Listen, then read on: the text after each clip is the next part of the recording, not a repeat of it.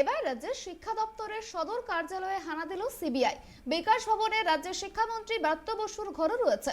মন্ত্রীর ঘরের উল্টো দিকে তার সচিবালয়ে কম্পিউটার এবং বিভিন্ন নথিপত্র খতিয়ে দেখে সিবিআই একটি বিশেষ দল শুক্রবার বিকাশ ভবনে পৌঁছে মধ্যশিক্ষা পর্ষদের একটি গুদামে ঢোকে সিবিআইয়ের ওই দলটি।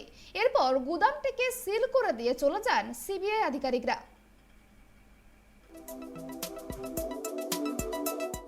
শুক্রবার দুপুরে আচমকাই শিক্ষা দপ্তরের অফিস বিকাশ ভবনে হাজির সিবিআই। নিচের তলায় মধ্যশিক্ষা পর্ষদের ওয়্যার হাউসে সোজা প্রবেশ করে তারা। সিল খোলা হয় ওয়্যার হাউসের। নিয়োগ দুর্নীতি মামলায় পরতে পরতে অভিযোগ সামনে আসছে। কেন্দ্রীয় সংস্থার গোয়েন্দাদের হাতে যে নিত্য নতুন তথ্য আসছে চার্জশিট থেকে তা স্পষ্ট। কারা এই দুর্নীতির মাথা? কারা নম্বর বদলে দিতেন?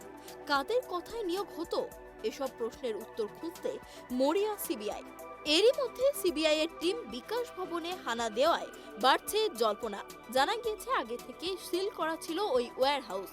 শুক্রবার সেটি খুলে ভেতরে প্রবেশ করেন সিবিআই আধিকারিকরা। পরে সেখান থেকে বের করে আনা হয় বেশ কিছু নথিপত্র।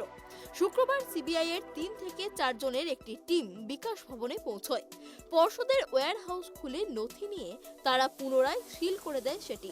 এরপর বিকাশ ভবনের 5 তলায় শিক্ষামন্ত্রীর ঘরের পাশের সচিবালয়ের ঘরেও ঢোকেন তারা।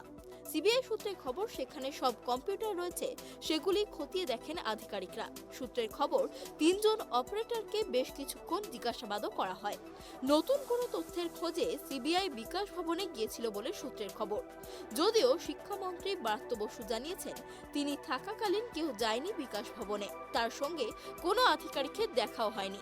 উল্লেখ্য, স্কুল সার্ভিস কমিশনের নিয়োগের সঙ্গে সরাসরি যুক্ত মধ্য শিক্ষা পর্ষদ। কমিশন সুপারিশ করলেও পর্ষদই নিয়োগপত্র দিত।